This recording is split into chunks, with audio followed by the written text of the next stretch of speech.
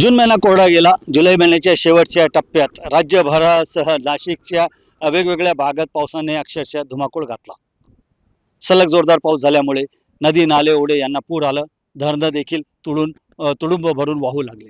मात्र दुसरीकडे मनमाड, येवला, चांदवड, नांदगाव या भागात अद्यापही जोरदार पाऊस झालेला नाही.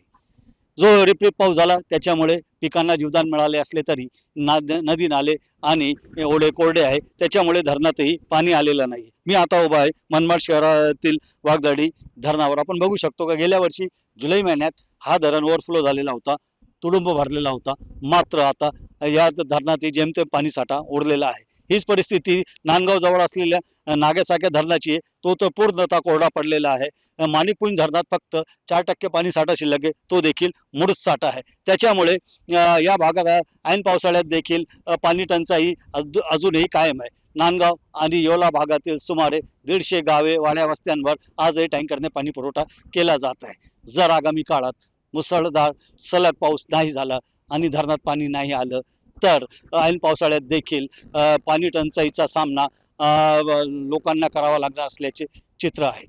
बब्बू शेख, न्यूज 18 मराठी, मनमाड.